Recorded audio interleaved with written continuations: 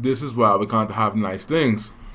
Um, Shout out to Nyla says she did a hangout and she did some posts discussing some of the effort we saw over this past weekend where the black folks went to the White House and you had somebody yell out Trump was the first black president. That's some silly coonish stuff to do. You know, it's like I don't like the word or to be calling the black people at each other, but some stuff just defines itself.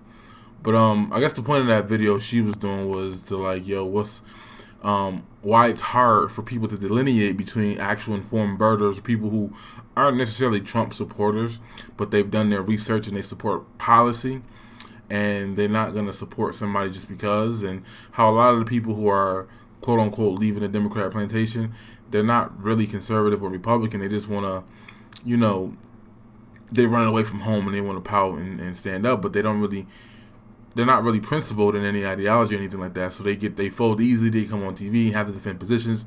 They don't know how to defend them, and all and so on. But she also was talking about why it's so easy though for people to dismiss them and call them out. They're gonna do it regardless, anyways, as a knee-jerk reaction. But sometimes these people make it easier, and often, like for example, it would be like a lot of the black Republicans that I've seen speaking out against reparations, and I'm like, why would you even speak out like that? Why would you interject yourself in that conversation? Like, there's no need for you to do that. Like, even how you feel about it is not relevant because the Democrats alone are battling back and forth on whether or not it's going to be an issue. Like, that's not something that you need to interject in.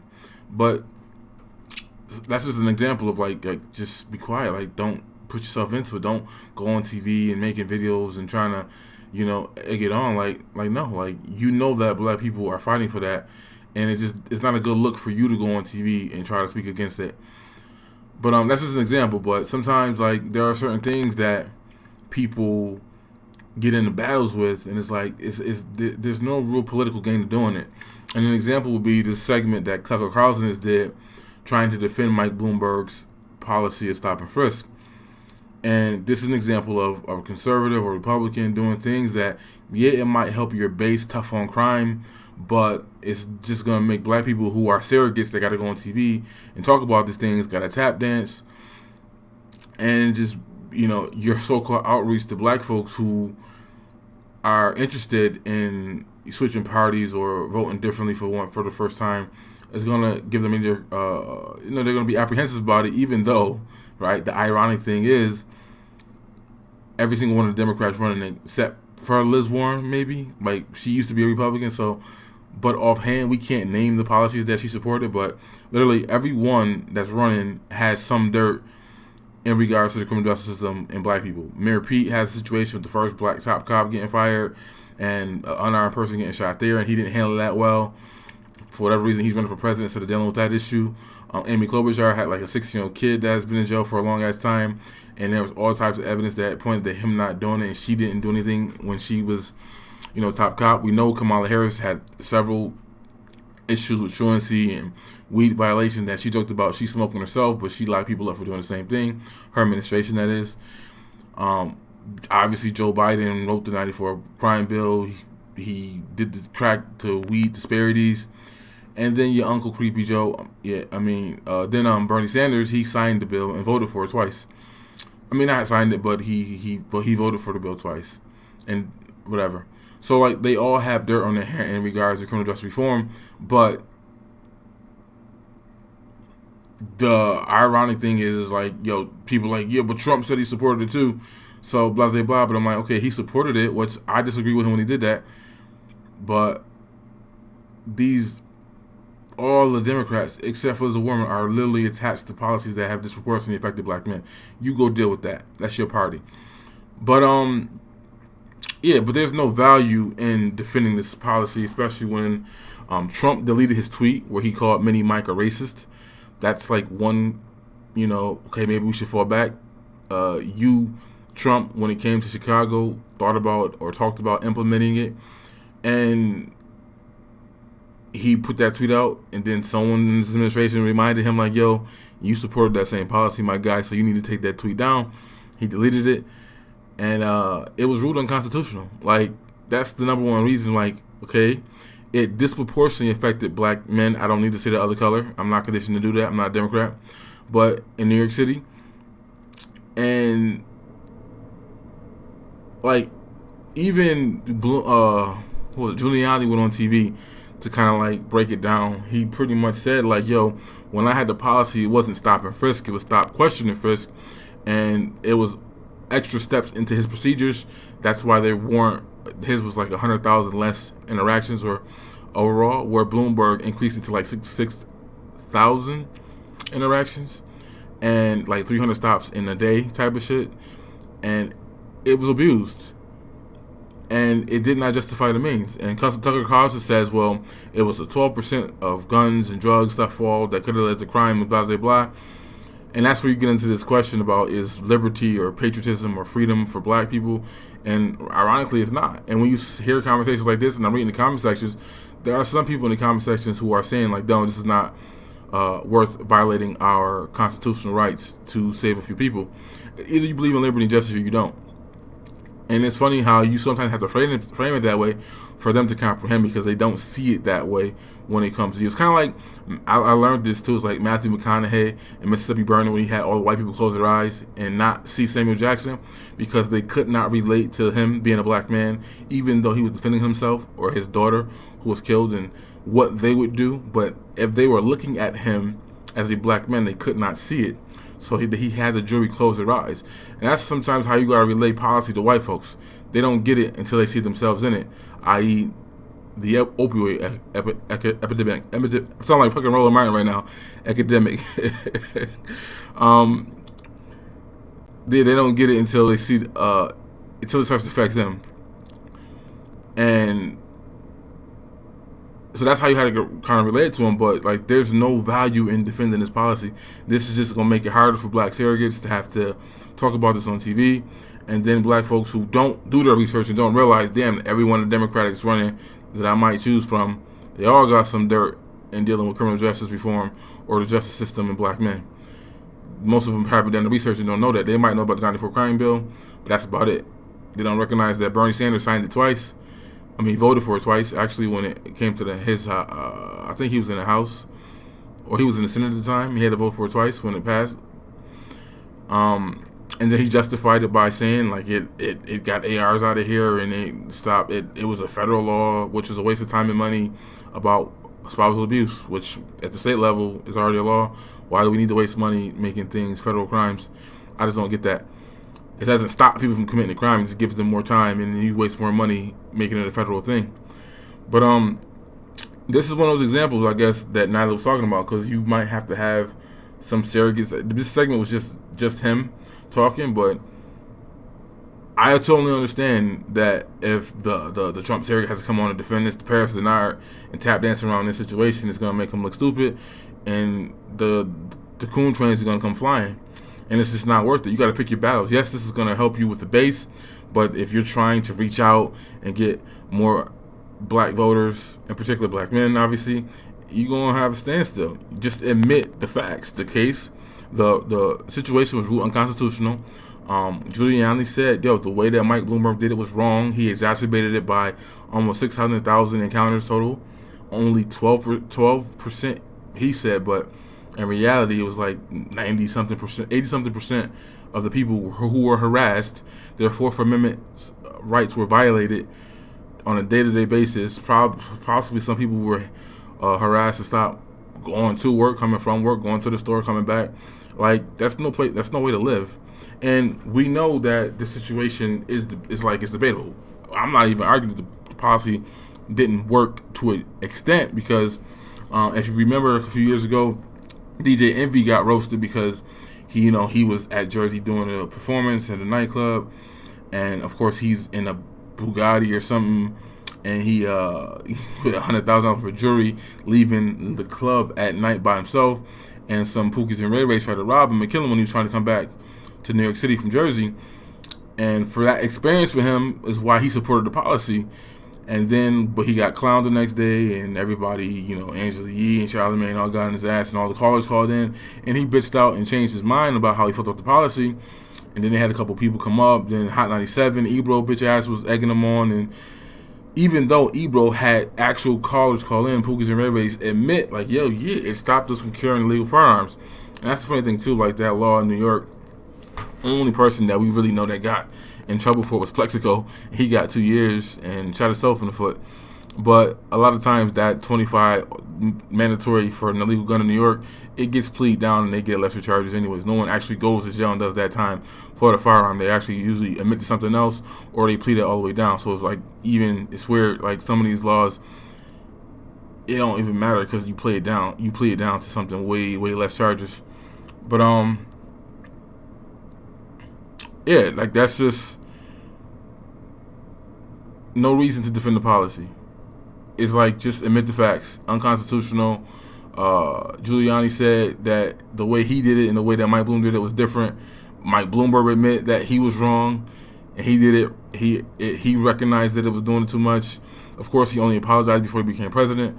But these are the type of reasons why you can't have nice things. There's no logic in defending this policy, none at all. And if you have a crowd of people who are "don't tread on me," patriots and taxation and theft types in your party, like, if they're going to be consistent, they wouldn't support this policy. If you believe in justice and freedom, you don't support and violating people's Fourth Amendment rights in order to get things done. Got to find another way.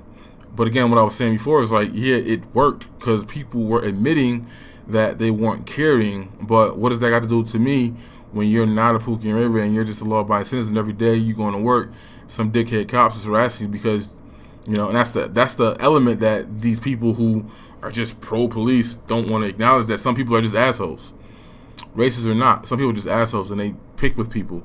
And we know the mentality of the certain type of people who become cops. And they're kind of like, there's a certain type of person they want to do that particular job. Just like TSA, there's a certain type of characteristics and mindset that you have to be able to do that type of job. And sometimes these people are dicks. Not all, but sometimes they are. And y'all want to remove that whole human element. Some people are just assholes. I remember this one white dude used to always say, like, because he's Italian, and he was like making an argument that, trying to correlate it, but like, yeah, every time he get pulled over by like Irish cops and they're making jokes about being Italian and being in the mob, and he's driving a Lincoln Cadillac and all that type of stuff. He's like, he didn't call the cops racist. He said they're just dickheads, and they were. But I guess this is an example of what Nyla was kind of talking about on her channel, when some of these black conservatives say some wild stuff, they go off the cuff and they go off script. And again, I understand surrogates because that's their job, to tap dance and do what they gotta do. And this one lady on Twitter said she wants some smoke. What she said was racist coming from a white woman, but she basically said that Nina Turner and Breonna Taylor, who I did the video about Jason Johnson, he came at her, called her a little misfit of Black Girls of Islands, whatever, or from the island of Black Girls of Misfits. But the white woman said that Nina Turner and Breonna Taylor are equivalent to Diamond and Silk.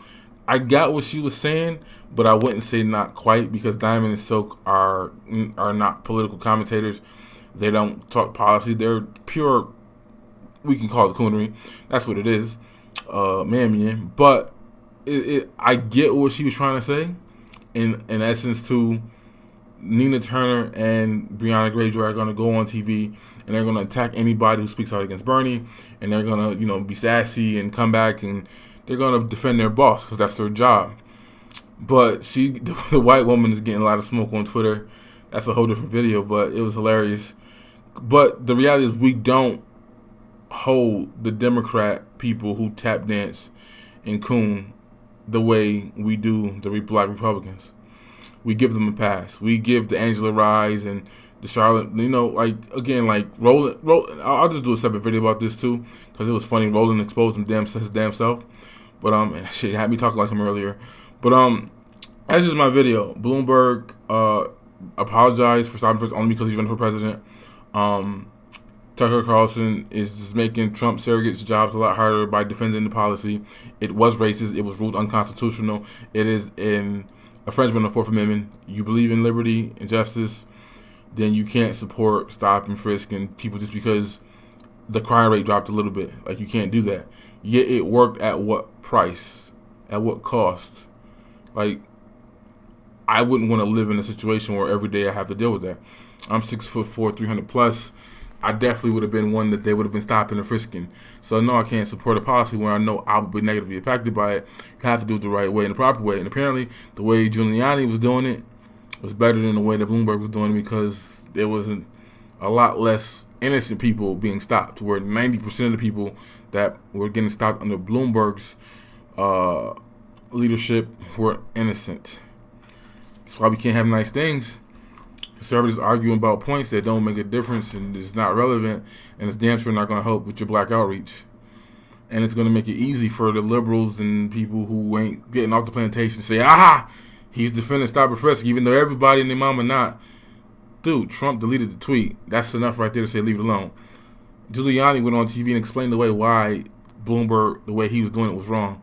There's no logic in doing what you're doing in this segment, Tucker Carlson. I'm out. You got to come back and talk about the Boule Bird, Roland Martin.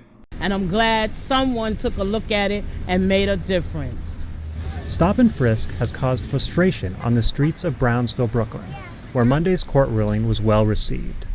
The area saw 3,020 police stops in the first quarter of this year, the most in the city. A federal judge in Manhattan found that the tactic violated the constitutional rights of minorities. She declared that the police department had adopted a policy of indirect racial profiling. Going forward, an outside lawyer will monitor police compliance with the Constitution. The decision that was made today, I feel it's okay. It's a good way, a good start to move forward.